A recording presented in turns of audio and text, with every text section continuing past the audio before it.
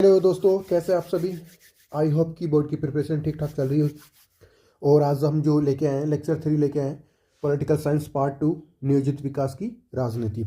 हम इसमें जो चैप्टर करने वाले हैं वो थर्ड करने वाले हैं। इससे पहले हमने दो वीडियो कर लिए हैं, एक तो राष्ट्र निर्माण की चुनौतियाँ, एक लोकतंत्र की स्थापना। आज हम जो करने वाले हैं वो नियोजित विकास की राजनीति। जैसा कि हमने पहले ही पढ़ लिया है कि फर्स्ट चैप्टर में हमारे सामने तीन मेजर चुनौतियाँ थी। फर्स्ट चैप्टर में हमारे सामने तीन मेजर चुनौतियाँ थी और इन मेजर मेजर चुनौतियों में हमने देखा था, एक तो राष्ट्र निर्माण की चुनौती। क्या देखा था? राष्ट्र निर्माण की चुनौती वाले चैप्टर में हमने देखा था राष्ट्रीय एकता और अखंडता की चुनौती। राष्ट्रीय एकता और अखंडता की चुनौती देखा था। और दूसरी चुनौती हमने देखा था डेमोक्रेटिक गवर्नमेंट इस्टेब्लिश करना। और थर्ड चुनौती देखा इकोनॉमिक पॉलिसी, यानी कि आर्थिक विकास की नीतियाँ। हम जो थर्ड चैप्टर पढ़ेंगे वो आर्थिक विकास की नीतियाँ ही पढ़ेंगे, उससे जुड़ा हुआ ही पढ़ेंगे।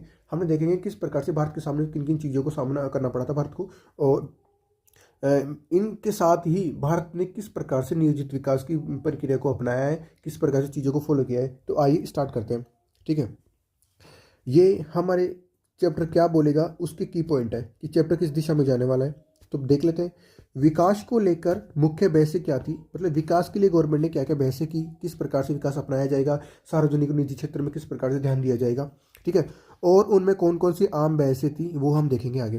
ठीक है, पहले 2 दशक में यानी कि शुरुआत के 20 सालों में, ठीक है, नेताओं ने किस प्रकार की रणनीति अपनाई और ऐसा क्यों किया। मतलब उन्होंने जो विकास को लेकर रणनीति अपनाई और ऐसा क्यों किया, उन्होंने वही रणनीति क्यों अपनाई। ठीक है, रणनीति की मुख्य उपलब्धियां क्या थी रही, भाई जो उन्होंने स्ट्रेटेजी अपनाई है उसकी मुख्य उपलब्धि अचीवमेंट्स क्या रहे, और उसकी सीमाएं क्या रही, उसकी आलोचनाएं क्या रही, उसकी कमियां क्या रही। बाद के सालों में रणनीति को क्यों छोड़ दिया गया, जो रणनीति शुरुआत की 2 दशकों में अपनाई थी उसको बाद के सालों में लास्ट में क्यों छोड़ दिया गया। ठीक है, तो इस चीज़ों को, जुड़ी हुई चीज़ों को हम इस चैप्टर में पढ़ने वाले हैं। तो लेट्स स्टार्ट करते हैं। स्टार्ट, ये चैप्टर का नाम है आपका और इसको समझने की कोशिश करेंगे नियोजित विकास की राजनीति। सिंपल थ्योरी में मैं बात करूं कि किस प्रकार से आर्थिक विकास किया गया है, इसको लेकर सरकार ने क्या क्या कदम उठाए, उस चीज़ों की बात करेंगे। ठीक है, लेकिन यहाँ पर एक नियोजित वर्ड है, उसको समझने की कोशिश करते हैं। नियोजित का मतलब क्या होता है, मैं आपको पहले कुछ समझाने की कोशिश करता हूँ। देखो, हमारे दिमाग में पहले किसी चीज़ को लेकर थॉट आता है, ठीक है, या हम उस चीज़ को लेकर क्या करते हैं, थिंक करते हैं, सोचते हैं। फिर उसके बारे में हम क्या बनाते हैं, प्लान, या प्लान बनाते हैं। ठीक है, और फिर उसके हम क्या करते हैं, एक्शन लेते हैं या डू करते हैं, उस काम को करते हैं। तो ये पूरा प्रोसेस हमने एक माइंड में उत्पन्न होने वाली प्रक्रिया के द्वारा अपनाया है। और ये पूरा प्रोसेस ही क्या है, नियोजन या नियोजित। मैं दूसरी लैंग्वेज में समझाने की कोशिश करता हूँ एक बार दोबारा। भाई, यह एक बौद्धिक प्रक्रिया है। क्या है? बौद्धिक प्रक्रिया है जो अपने कार्यों को क्रमबद्ध रूप से अ, सोचने व व तथ्यों के आधार पर अनुमान लगाने की एक प्रक्रिया है। और यही क्या कहलाता है, पूरा प्रोसेस, प्लानिंग। क्या कहलाता है, नियोजन। क्या मैं यहाँ तक समझा पाया हूँ? ठीक है, आई होप कि समझ में आया होगा। ठीक है, अब बढ़ते हैं किताब की लैंग्वेज के हिसाब से। ठीक है, इसमें एक स्टोरी दे रखी है और स्टोरी दे रखी है उड़ीसा की। ठीक है, शुरुआत में हमने स्टोरी देख रही है, पहले स्टोरी को ढंग से पढ़ने की कोशिश करते हैं। स्टोरी क्या कह रही है, मैं आपको मोटा मोटा सुना देता हूँ स्टोरी क्या है। स्टोरी पढ़ने से पहले सुना देता हूँ कि उड़ीसा में लोआ आयक्स के सर्वाधिक, एक मिनट पेज नए ले लेते हैं।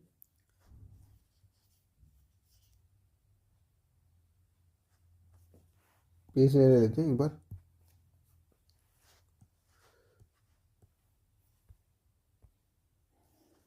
Just wait. ठीक है, अब समझाने की कोशिश करो। देखो, स्टोरी को याद करने की कोशिश करो, थोड़ा सा स्टोरी को समझने की कोशिश करते हैं। आपको उड़ीसा में, आपको सबको पता है, आयरन या लोहा आयक्स के व्यापक भंडार पाए जाते हैं।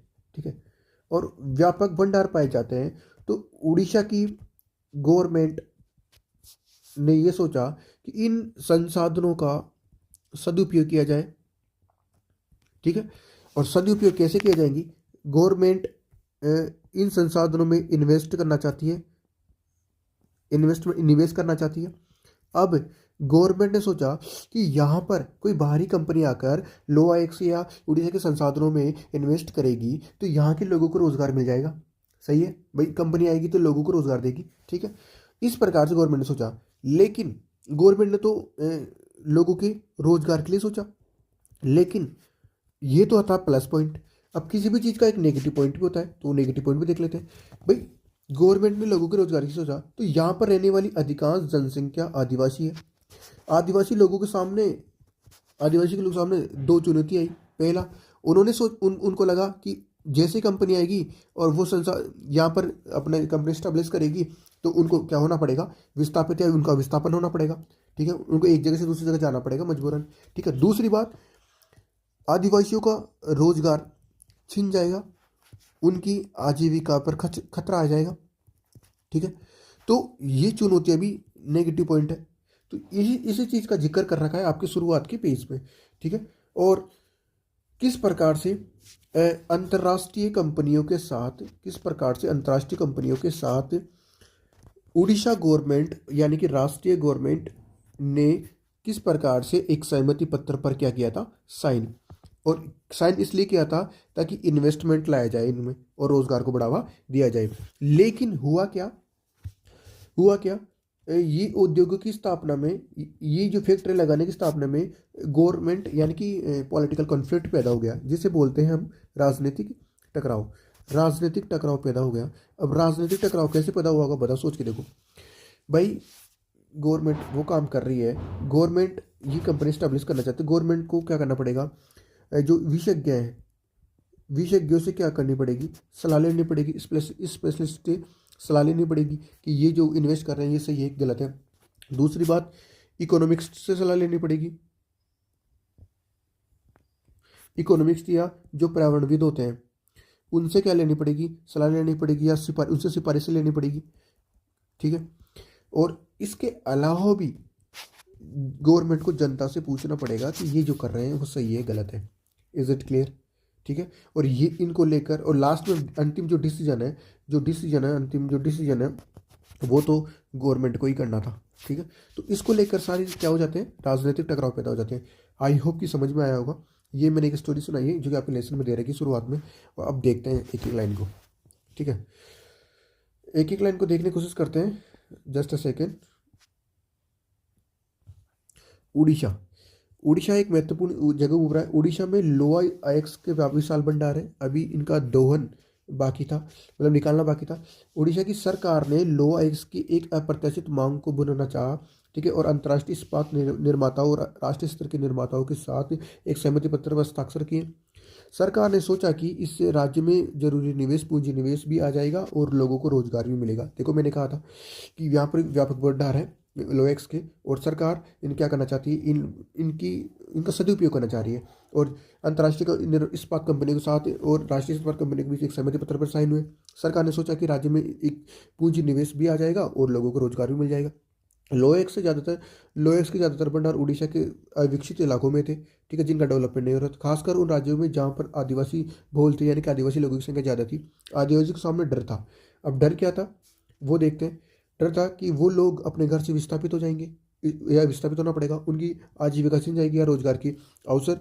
और साथ ही पर्यावरणविद जो पर्यावरण को लेकर चिंतित थे, उनके सामने चुनौती थी कि खनन और उद्योगों से पर्यावरण प्रदूषित भी होगा, ठीक है। क्या मैं यहाँ तक समझा पाया हूँ? ये एज ए स्टोरी है। अब इसको लेकर गवर्नमेंट ने क्या क्या कदम उठाए वो भी साथ में दिखा रहे हैं, ठीक है।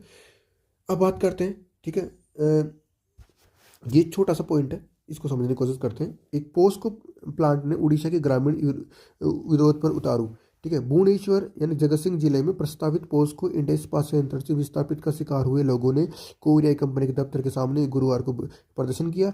ये लोग मांग कर रहे थे कि 1 साल में कंपनी और उड़ीसा के राज्य के बीच सहमति पत्र पर हुए हस्ताक्षर को क्या किया जाए, रद्द। उनकी मांग क्या थी भाई, सरकार और कंपनी के बीच में जो भी एग्रीमेंट हुआ है उसको क्या किया जाना चाहिए, रद्द। ये भी एक स्टोरी है गवर्नमेंट और कंपनी के बीच में, ठीक है। अब देखते हैं राजनीतिक टकराव। राजनीतिक टकराव को, इन सवालों के जवाब में कोई विशेषज्ञ नहीं दे सकता था। इस तरह के फैसलों में सामाजिक समूह के हितों को दूर, सामाजिक सामाजिक समूह के हितों की तुलना में तोला जाता था। साथ ही मौजूदा पीढ़ी के हितों और आने वाली पीढ़ी के हितों में भी लाभ हानि का सामना करना पड़ता था। किसी भी लोकतंत्र में ऐसे फैसला द्वारा जनता द्वारा लिए जाने चाहिए। कम से कम ऐसे फैसलों में विशेषज्ञ की स्वीकृति की मोहर होनी चाहिए। देखो मैंने बोला ना, स्पेशलिस्ट की राय जानना भी जरूरी था। खनन, पर्यावरण और अर्थव्यवस्था के विशेषज्ञों को राय जानना भी महत्वपूर्ण था। लेकिन अंतिम डिसीजन राजनीतिक निर्णय ही लेना था, यानी कि जनता के सरकारी लेती। जनप्रतिनिधि जनता की भावनाओं पर समझते थे और जनप्रतिनिधि को ऐसे फैसले करने चाहिए जो जनता के हक में हो। ये थोड़ी स्टोरी दे रखी एज ए, ठीक है। अब समझते हैं विकास, डेवलपमेंट क्या है। विकास के अलग अलग अर्थ हैं, ठीक है। मैं थोड़ा समझाने की कोशिश करता हूँ। नेक्स्ट स्लाइड खोल दे। विकास को लेकर लोगों के क्या है, अलग अलग राय है लोगों के अलग, विकास को लेकर लोगों ने अलग अलग अर्थ लगाए। तो उसी को समझने का ट्राई करते हैं एक बार। विकास क्या है, विकास समझने की कोशिश करो। देखो, सबसे पहली बात, किसी भी कंट्री में या किसी भी देश में विकास को लेकर मतलब होता है पॉजिटिव सेंस, या मैं बोलूँ गुणात्मक परिवर्तन, ठीक है। Quality change. अब सर क्वालिटी चेंज कैसे आएगा? दो चीज़ों से आएगा। पहला है आर्थिक समृद्धि, इंक्लूसिव ग्रोथ, ठीक है। दूसरा है आर्थिक सामाजिक न्याय, ठीक है। आर्थिक सामाजिक न्याय। अब इनका मतलब क्या होता है वो समझते हैं। भाई किसी देश की इकोनॉमी बढ़ेगी, किसी देश की इकोनॉमी बढ़ेगी तो हम कहेंगे आर्थिक समृद्धि हो रही है, ठीक है। अब ये कैसे बढ़ी, तो उसमें सहायक तत्व क्या क्या है। तो देश में गरीबी कम होगी तो हम कहेंगे असमानता कम होगी। देश में गरीबी कम होगी तो देश में शोषण अत्याचार कम होंगे। देश में गरीबी कम होगी तो देश में क्या आएगी, समानता। अब समानता आएगी तो समान कार्य के लिए समान वेतन, ठीक है। बिना किसी के साथ भेदभाव किए सभी लोगों को रोजगार उपलब्ध करवाना, ठीक है। समानता आएगी तो रोजगार के अवसर उपलब्ध होंगे, रोजगार के अवसर बढ़ेंगे और लोगों की क्या बढ़ेगी, आय। लोगों की आय बढ़ेगी। तो ये सारी चीज़ें किसको बढ़ावा देती है, आर्थिक और सामाजिक न्याय को। जब किसी भी देश में आर्थिक और सामाजिक न्याय बढ़ता है तो ऑटोमेटिक की आर्थिक समृद्धि बढ़ती है। आई होप कि समझ में आएगा। और इसी चीज़ को हम क्या कहते हैं, डेवलपमेंट, ठीक है। अब मैं समझाना क्या चाह रहा हूँ कि देश के सामने, आज़ाद भारत के सामने यही चुनौती थी कि किस पर, क्योंकि हमने पढ़ा था कि भारत की लगभग 15% जनसंख्या ही साक्षर थी। बाकी जनसंख्या क्या थी, बाकी जनसंख्या थी गरीब और अनपढ़ थी। अब भारत के सामने चुनौती यही थी कि इनका विकास कैसे किया जाए। किसी विशेष तबके को बढ़ावा ना देकर सभी का समान रूप से विकास करना था और ज़्यादातर जो पिछड़े एरिया था उनका डेवलपमेंट करना था, उनके लिए पॉलिसी बनानी थी। और यही गवर्नमेंट को काम करना था ताकि देश की गरीबी को कम से कम किया जाए, देश में असमानता को कम से कम किया जाए। और सरकार के लिए यही सरकार के लिए विकास का मतलब था, ठीक है। आई होप कि समझ में आया होगा, ठीक है। एक और बात, मैं एक और बात कहता हूँ। मैं अगर आपसे पूछूं कि डेवलपमेंट क्या है तो एक बात याद रखिए, डेवलपमेंट को लेकर अलग अलग व्यक्तियों की अलग अलग क्या होती है, राय, ठीक है। अलग अलग व्यक्ति डेवलपमेंट को लेकर अपनी अलग अलग राय देते हैं। मतलब इसका मतलब हो गया डेवलपमेंट को लेकर अलग अलग क्या होंगे, अर्थ। लोग अलग अलग अर्थ में लगाएंगे। आई होप कि समझ में आया होगा। चलो अगेन से देखते हैं। भारत के विकास का अर्थ है आर्थिक व सामाजिक और आर्थिक समृद्धि और सामाजिक आर्थिक न्याय दोनों ही है, ठीक है। दूसरा, ठीक है। और इसका अर्थ मैंने बोला ना कि आर्थिक सामाजिक अर्थ न्याय क्या है, कि मैंने आपको अच्छे से समझा दिया है। और आगे देखते हैं थोड़ा सा। तो विकास को लेकर दो उदाहरण आई है सामने। अलग अलग राजनीतिज्ञों ने अलग अलग विकास को लेकर अलग अलग चीज़ें बोली, अलग अलग अर्थ निकाले। और इसी चीज़ को बोलेंगे कि जनता के विभिन्न तबकों के लिए विकास का अर्थ क्या होगा, अलग अलग होगा। किसान के लिए अलग होगा, मजदूर के लिए अलग होगा, उद्योगपति के लिए अलग होगा, ठीक है, आदिवासियों के लिए अलग होगा। बस सिंपल बात है, सबको अलग अलग आवश्यकता होगी विकास की। तो इसी चीज़ को लेकर भारत ने विकास के दो मॉडल अपनाए। थोड़ा सा विस्तार से देखते हैं, मैं दोबारा समझाने की कोशिश करता हूँ। Just a second.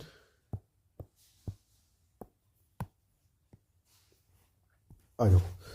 भारत ने कितने कितने मॉडल अपनाए, दो। भारत ने विकास को लेकर कितने मॉडल अपनाए, दो। पहला मॉडल हमारा क्या था, पहला मॉडल था पूंजीवादी मॉडल, ठीक है। दूसरा मॉडल था समाजवादी मॉडल। अब इनकी थोड़ी थोड़ी अगेन विशेषता याद रखेंगे, मैं थोड़ा सा समझाने की कोशिश करूंगा, ढंग से देखेंगे। देखो, पूंजीवादी मॉडल किस देश की पहचान है? यूएसए की। समाजवादी मॉडल आपके रूस या सोवियत संघ की पहचान है, राइट। थोड़ा सा आगे बढ़ते हैं, इनकी थोड़ी सी मेजर विशेषता देख लेते हैं। पूंजीवादी मॉडल में एक मिनट जस्ट, पूंजीवादी मॉडल को आपके पश्चिमी यूरोपीय देशों ने भी अपनाया, याद रखेंगे थोड़ा सा। ये पूर्वी यूरोपीय देशों ने भी अपनाया, थोड़ा सा याद रखेंगे, ठीक है। शीत युद्ध वाली स्टोरी याद आ रही होगी आपको, ठीक है। अब थोड़ी सी चीज़ देखते हैं।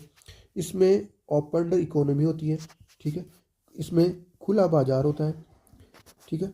और इसमें मुक्त व्यापार की नीति अपनाई जाती है, ठीक है। और इसमें निजीकरण को बढ़ावा दिया जाता है, ठीक है। इसमें राज्य अर्थव्यवस्था में हस्तक्षेप नहीं करता है, ठीक है। तो ये इसकी विशेषता है। दूसरी बात, दूसरी तरफ सोवियत संघ में इसमें लोक कल्याणकारी चीज़ें करता है, लोक कल्याणकारी चीज़ों को बढ़ावा देता है कौन? राज्य। इसका मतलब हो गया राज्य हस्तक्षेप करेगा, क्योंकि राज्य के द्वारा ये सब चीज़ें की जाएगी, राज्य के द्वारा लोगों के लिए योजनाएं बनाई जाएगी, तो राज्य हस्तक्षेप करेगा। ये निजीकरण का क्या करते हैं? विरोध। ये निजीकरण का क्या करते हैं? विरोध। अंडरस्टैंड, ठीक है। और ये आगे, और ऐसा समाजवाद नेहरू का समाजवाद है, ठीक है। अब हमारे भारत ने क्या किया है? इन दोनों का मिश्रित रूप अपनाया है, अर्थात भारत ने मिश्रित इकोनॉमी या मिक्स्ड इकोनॉमी को बढ़ावा दिया है। क्या मैं यहाँ तक समझा पाया हूँ? दोनों मॉडल आपको समझ में आ गए होंगे। चलो वापस किताब में चलते हैं। तो हमने धारणाएं देख ली विकास की कि किस प्रकार से भारत ने दोनों मॉडल को अपनाया। ये पश्चिमी का वाला देखकर ये बकवास बातें लिख रखी, मैंने जो समझाना था मैंने आपको समझा दिया, ठीक है। और हिंदुस्तान ने दो मॉडल अपनाए, ये देख लिया हमने कि पहला उदारवादी पूंजीवादी मॉडल था, यूरोप के अधिकतर हिस्सों संयुक्त राज्य अमेरिका में यही मॉडल अपनाया गया था। दूसरा मॉडल था समाजवादी मॉडल, इसे सोवियत संघ ने अपनाया था, ठीक है। आगे देखते हैं इनका मतलब क्या था, वो भी हमने देख लिया है अच्छे से, ठीक है। भारत का मेन मकसद क्या था? देखिए, गरीबी मिटाना और सामाजिक आर्थिक पुनर्वितरण के काम का मुख्य जिम्मा किसका होना चाहिए? गवर्नमेंट का। अब गरीबी मिटाने का काम देखो, अब गरीबी मिटाने के लिए सरकार ने क्या क्या चीज़ें शुरू कर दी, आपको ध्यान रखो। पीडीएस, सार्वजनिक वितरण प्रणाली, ठीक है। और जो आपको फ्री में गेहूँ बांटते हैं गवर्नमेंट, तो वो गरीबी को कम करने का ही एक जरिया है सरकार के द्वारा, ठीक है। सामाजिक आर्थिक पुनर्वितरण, समान कार्य के लिए समान वेतन, ठीक है, वगैरह वगैरह। तो अब एक और काम, एक और चीज़ संभालते हैं। अब यहाँ पे आया योजना आयोग। योजना आयोग को मैं समझा देता हूँ थोड़े सा डिटेल से। योजना आयोग को देखते हैं, ठीक है।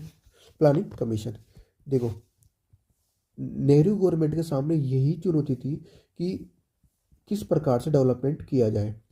तो नेहरू सरकार ने एक प्लानिंग कमीशन बनाई 1950 में।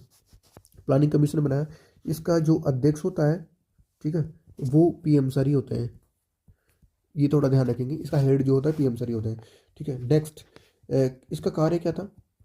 इसका कार्य था कि भौतिक संसाधनों का जो वितरण है, भौतिक संसाधनों का जो वितरण है, वितरण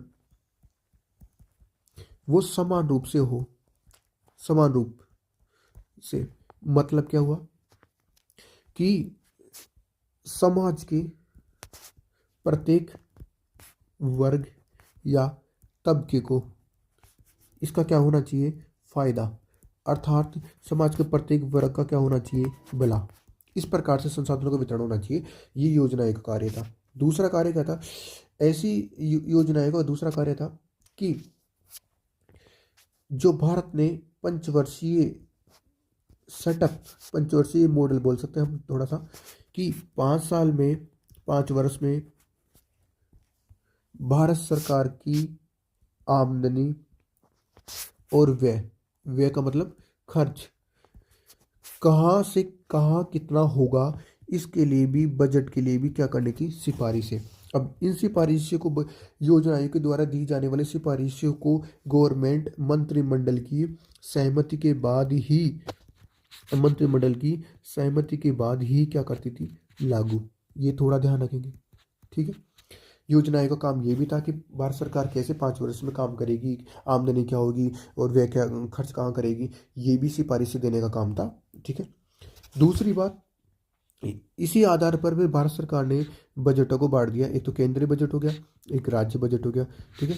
थोड़ा ध्यान रखेंगे, ये काम सारे किसके थे, योजना आयोग के कार्य थे। आगे हम पढ़ेंगे। चलो किताब भी देख लेते हैं, ये समझ में आ गया। किताब में दिख रखा है सिंपल थ्योरी में कि योजना आयोग, ठीक है, योजना आयोग की स्थापना मार्च 1950 में हुई थी। मार्च 1950 में योजना एक सलाहकार भूमिका निभाता था, मतलब एडवाइस देता था। सरकार माने नहीं माने वो बात की बात है, वो सिफारिशें देने का काम करती थी। ठीक है। आगे देखते हैं वो क्या क्या काम संभालती थी। स्त्री पुरुष सभी नागरिकों को आजीविका के पर्याप्त साधनों का बराबर से हकदार हो, भाई चाहे महिला हो चाहे पुरुष हो, दोनों को समान जीने के लिए समान रोजगार अवसर मिलने चाहिए, उनके पास पर्याप्त संसाधन होने चाहिए अपने जीवन जीने के लिए। ठीक है। उसको सबके बराबरी का हक हो उनके ऊपर, ये सिफारिशें करती थी।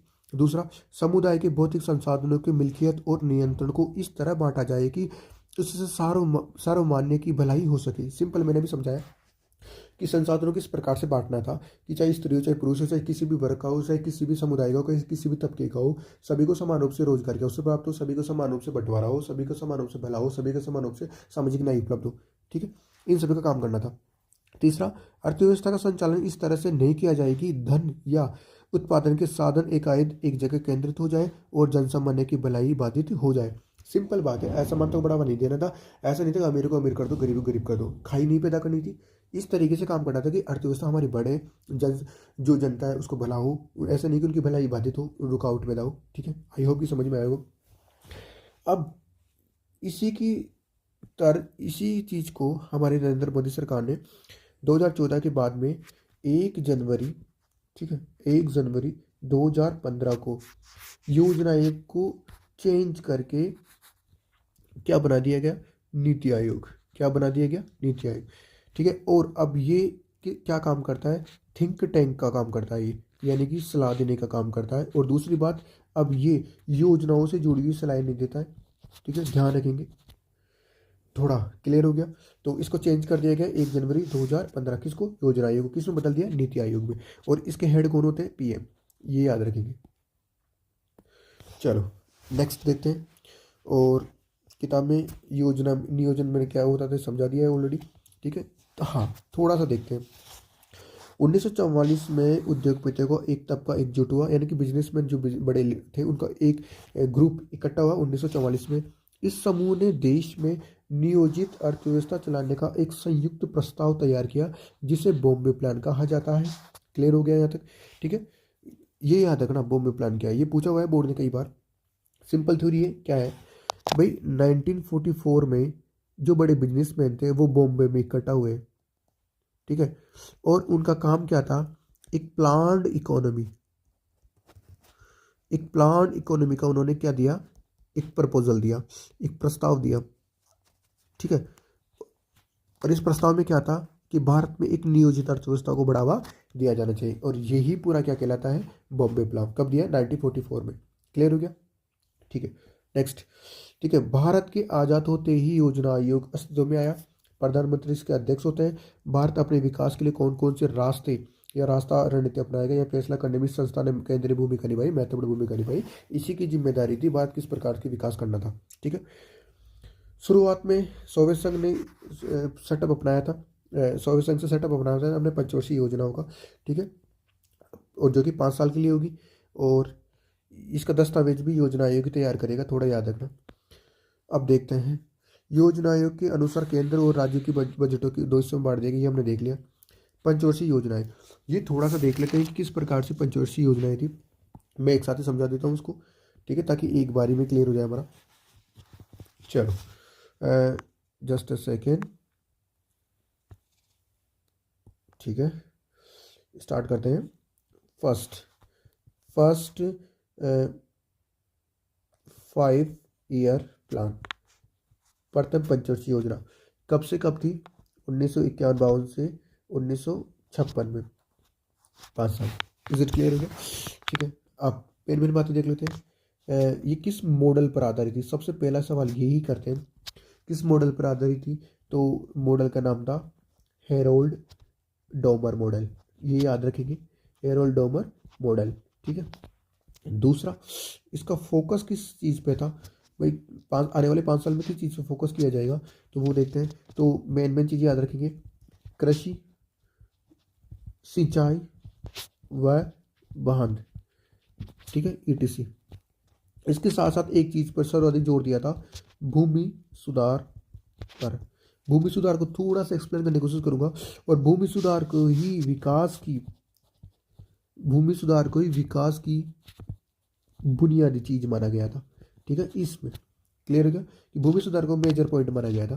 ठीक है, भूमि सुधार में किस चीज़ के प्रयास किए गए थे, कुछ चीज़ों के प्रयास किए थे, वो समझने की कोशिश करते हैं। पहला प्रयास क्या किया था कि उन्होंने बोला कि जमींदारी जो प्रथा है, जमींदारी प्रथा को इन्होंने क्या किया, समाप्त कर दिया। ठीक है, और इसमें खेतों के विस्तार है, खेतों के विस्तार को बढ़ाया गया। क्लियर हुआ। और साथ ही काश्तकारों के लिए कानूनों में क्या किया गया, सुधार। क्या मैं यहाँ तक समझा पाया हूँ? ये प्रयास किए गए भूमि सुधार के रूप में। आई होप कि समझ में आया होगा। ठीक है, अब फिर तीसरा चलते हैं।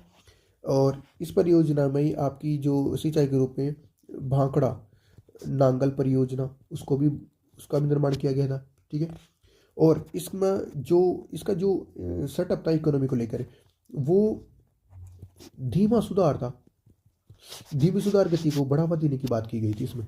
ठीक है, और 5 IITN 1956 में 5 IITN अमेरिका के MIT की तर्ज पर इन्होंने 5 IIT की स्थापना करी थी 1956 में। ठीक है, थोड़ा सा याद रखेंगे। ये तो किया गया पंचवर्षीय योजना में, प्रथम पंचवर्षीय योजना में सेटअप। अब हम पढ़ते हैं next, second 5 year plan. Time period कब से कब था, 1956 से 1961, याद करो। ठीक है, दूसरा, सबसे पहला हम देखते हैं कि इसमें योजनाकार कौन थे, मॉडल किस पर आधारित था, तो पीसी महालनोबिस, ये याद रखेंगे, नाम याद रखेंगे। सेकंड पंचवर्षीय योजना के योजनाकार कौन थे। दूसरा, हमें देखेंगे कि फोकस एरिया कौन कौन से। फोकस एरिया की बात करें तो सबसे ज़्यादा इसमें भारी उद्योगों को बढ़ावा दिया गया था। भारी उद्योग यानी कि बड़े उद्योगों को बढ़ावा दिया गया था सबसे ज़्यादा। दूसरी बात, इसमें विकास की गति कैसी होगी, गति कैसी है, तेज, तीव्र गति को अपनाया गया था। क्लियर हो गया। और मूल मंत्र भी अपनाया गया था इसमें। मूल मंत्र क्या था वो देख लेते हैं कि क्विक यानी कि त्वरित संरचनात्मक परिवर्तन, जल्दी से स्ट्रक्चरल चेंज की बात कर रही है उन्होंने, बट क्विक, जल्दी परिवर्तन, और वो भी बड़े उद्योगों में। ठीक है, बिजली, रेलवे, इस्पात, मशीनरी, संचार को भी इसके साथ साथ बढ़ावा दिया गया था, ये थोड़ा ध्यान रखेंगे। ठीक है, साथ ही इसमें जो देश के स्वदेशी उद्योग थे उनका संरक्षण किया गया था, उनको बढ़ावा दिया गया था। ठीक है, और विदेशी और इनके आयात पर भारी शुल्क लगाए गए ताकि हमारे देश में ही चीज़ों को बढ़ावा दिया जाए और बाहर बेचा नहीं जाए।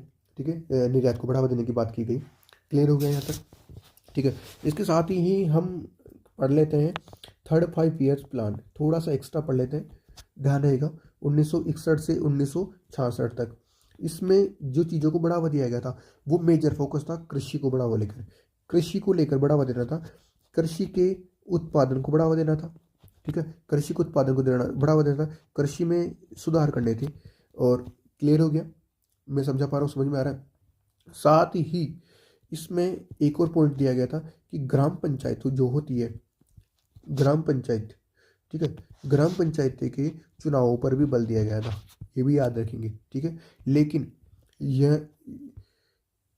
लेकिन थोड़ा ध्यान रखेंगे, ये पूरा मेजर पॉइंट था। हरित क्रांति आई थी वो इसी योजना के बाद में आई थी, थोड़ा ध्यान रखेंगे। तो ये आई होप कि आपको समझ में आया होगा, मोटा मोटा आइडिया क्या है। ठीक है, आइए नेक्स्ट किताब में चलते हैं दोबारा।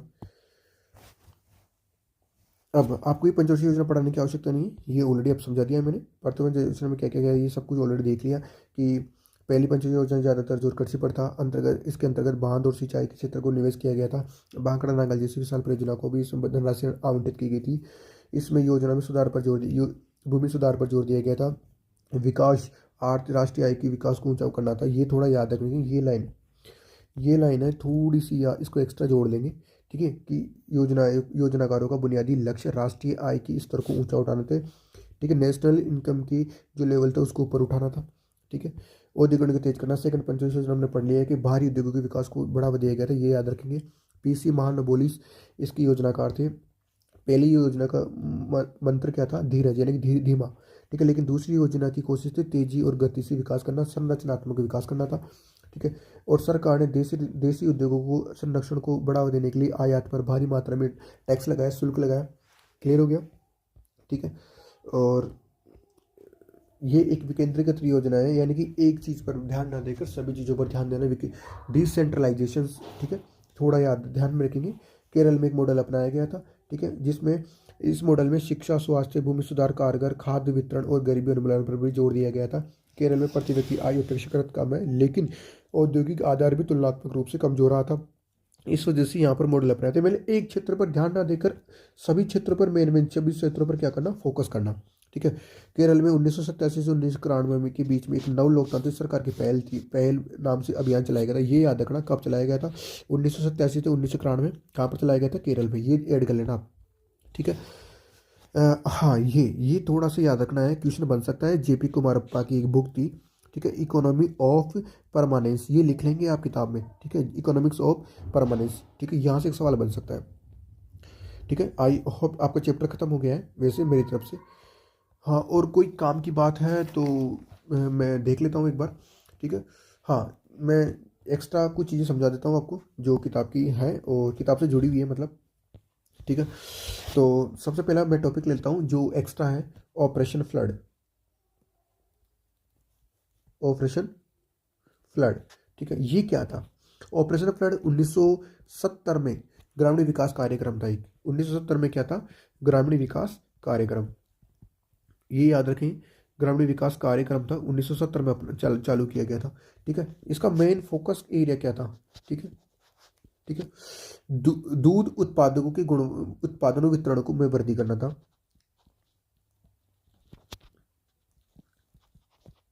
दूध उत्पादक के वितरण यानी कि डिस्ट्रीब्यूशन को में क्या करनी थी? वृद्धि करनी थी। सिंपल बात बोलो तो आपकी लैंग्वेज में बढ़ावा देना था, ठीक है। ज़्यादा से ज़्यादा डेयरियाँ खोलनी थी, ज़्यादा से ज़्यादा बढ़ावा देना था, ठीक है। और जो और दूसरी बात, दूध को उत्पादन को क्या करना था? प्रोडक्शन को क्या करना था? बढ़ाना था। दो काम है, दूध उत्पादकों के उत्पादन और वितरण में क्या करनी थी? वृद्धि करनी थी। अब अच्छा बताओ, ये होगा तो इसका क्या पर्पस बना होगा? सिंपल बात, थोड़ी देखो पर्पस क्या बना होगा कि ये दूध ज़्यादातर ग्रामीण क्षेत्रों में पैदा होता है, ठीक है। तो लोगों को डेयरिया नई नई डेयरिया खुलेगी तो सिंपल बात है, ग्रामीण क्षेत्रों में रोजगार बढ़ेगा, राइट ना। और रोजगार बढ़ेगा तो आम आदमी की आमदनी नहीं बढ़ेगी क्या? आय नहीं बढ़ेगी क्या? सोच के देखो एक बार, इनकम बढ़ेगी। सिंपल बात है। क्या मैं यहाँ तक समझा पाया हूँ? ठीक है, रोजगार बढ़ेगा तो आम आदमी का जीवन सुधरेगा, आम आदमी की आय बढ़ेगी, आम आदमी की आय में वृद्धि होगी। और आम आदमी की आय बढ़ेगी तो तुम खुद मुझे बताओ क्या कमी होगी? गरीबी। और गरीबी कम होगी तो क्या कमी होगी? असमानता। और असमानता कम होगी तो क्या आएगी? बताओ, समानता। ऑब्वियस सी बात है, ठीक है। क्या मैं यहाँ तक समझा पाया हूँ? ठीक है, आई होप कि समझ में आया होगा। कुछ नोट करके देख लेना। एक व्यक्ति और है, वर्गीज कुरियन। ये किससे जुड़े हुए हैं? कुरियन ये किससे जुड़े हुए हैं? सिंपल थ्योरी है। इनको बोला जाता है भारत के मिल्क मैन ऑफ इंडिया। ये नाम याद रखेंगे, एक नंबर में पूछ सकता है आपसे। Is it clear? ठीक है, 2015 में पूछा हुआ है, मिल्क मैन ऑफ इंडिया किसे कहा जाता है? ठीक है, वर्गीस कुरियन को। ऑपरेशन फ्लड के बारे में 2016 में पूछा हुआ है, ऑपरेशन फ्लड से आप क्या समझते हैं? और 2022 में पूछा है, ऑपरेशन फ्लड पर एक संक्षिप्त में टिप्पणी करो, ठीक है। और 2022 में एक और सवाल पूछा था, मिल्क मैन ऑफ इंडिया। तो ये दोनों आपके लिए इंपॉर्टेंस हो जाते हैं। आप इसको दोबारा से एक बार वीडियो को रिवाइज करके दोबारा से समझ लो, ठीक है, आपको समझ में आ जाएगा इजीली। क्या मैं यहाँ तक समझा पाया हूँ? आई होप कि समझ में आया होगा। क्लियर हुआ? क्लियर, अच्छे से समझ में आया, ठीक है। तो इसी प्रकार से हम चैप्टर को करेंगे, लेकिन मैं फिर कह रहा हूँ आपको, इन चीज़ों को ढंग से समझने की कोशिश कीजिए। लेकिन कई बच्चे से सवाल कर रहे हैं, मैंने तो मैं ये बोलना चाह रहा हूँ कि सर ये जो आपके सामने ये पंचवर्षीय योजनाएं अपनाई गई है, इनका मेन उद्देश्य क्या होता था? मेन पर्पस क्या होता है, ठीक है। तो इन्हीं पर्पस को समझने की कोशिश करता हूँ ठीक है, बताने की कोशिश करता हूँ। पहला है कि भाई इकोनॉमी इंक्लूसिव ग्रोथ को बढ़ावा देना था।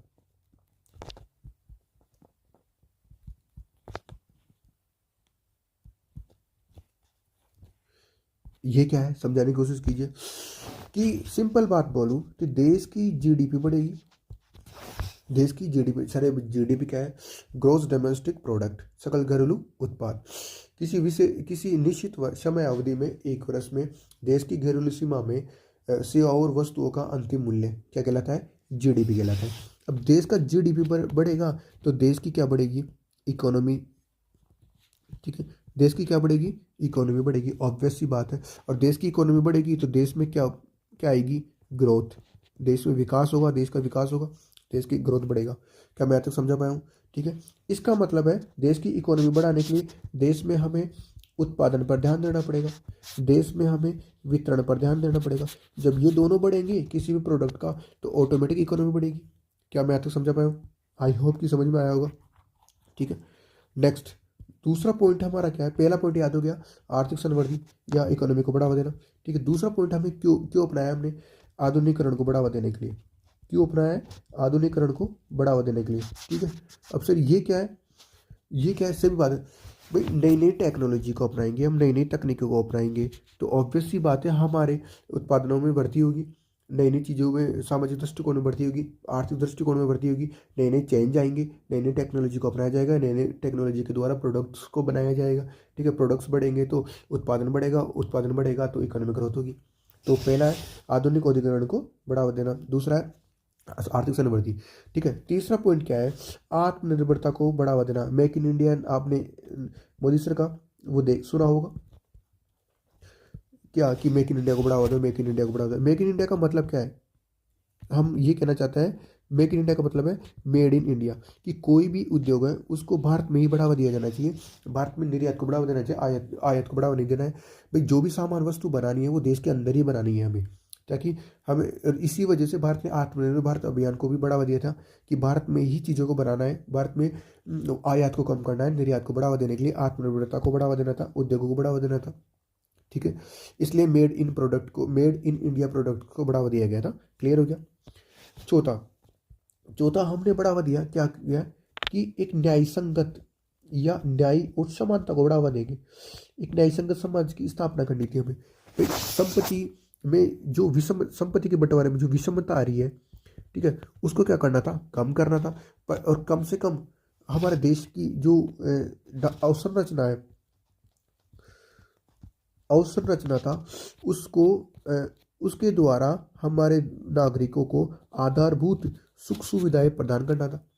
क्या मैं यहाँ तक समझा पाया हूँ, ठीक है। आई होप कि पंचवर्षीय योजनाओं के उद्देश्य क्या होंगे, आर्थिक संवृद्धि, आधुनिकीकरण, आत्मनिर्भरता, न्याय और समानता। अगेन मैं बोलता हूँ, मैं मिटाकर अगेन आपके सामने मैं बोलने की कोशिश करता हूँ। पहला क्या है, पहला क्या है कि सर आपने बोला पहला कि आर्थिक संवृद्धि, क्या है, आर्थिक संवृद्धि।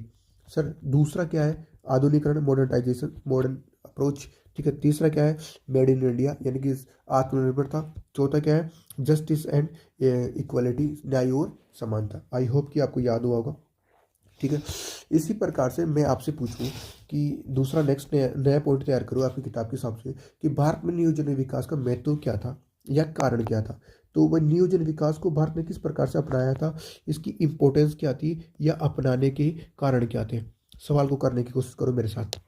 तो सोचो, सोच के देखो भाई, हमने क्या करता, सामाजिक और आर्थिक विकास को बढ़ावा देना था, हमें क्या करना था, सामाजिक और आर्थिक विकास को बढ़ावा देना, सामाजिक और आर्थिक विकास को बढ़ावा देना, पहला पॉइंट ये था। हमने क्यों अपनाया, क्योंकि हमें सामाजिक और आर्थिक विकास करना था, गरीबी कम करना था, ठीक है, और देश की अर्थव्यवस्था को बढ़ावा देना था, इसलिए हमने नियोजन विकास की रणनीति को अपनाया है, ठीक है। दूसरा था, ठीक है, हमने आधुनिकीकरण की अप्रोच को अपनाया है, आधुनिकीकरण को बढ़ावा देना था, हमारे उद्योगों को बढ़ावा देना था, बाहरी उद्योगों को बढ़ावा देना था, ठीक है, निवेश को बढ़ावा देना था, ठीक है, और जिससे रोजगार मिलेंगे लोगों को। क्या मैं समझा पाया हूँ। तीसरी अप्रोच, वैज्ञानिक साधनों का उपयोग, वैज्ञानिक पद्धति यानी कि टेक्नोलॉजी को बढ़ावा दें, वैज्ञानिक साधनों का उपयोग, टेक्नोलॉजी को बढ़ावा देना था हमें, इसलिए। ठीक है। चौथा है साधनों का उचित प्रयोग, जो साधन है उनका कैसा प्रयोग करना था, उचित प्रयोग था। ठीक है। चाहे स्त्रियों से पुरुषों सभी के साथ भौतिक संसाधनों का समान वितरण करना था। ठीक है।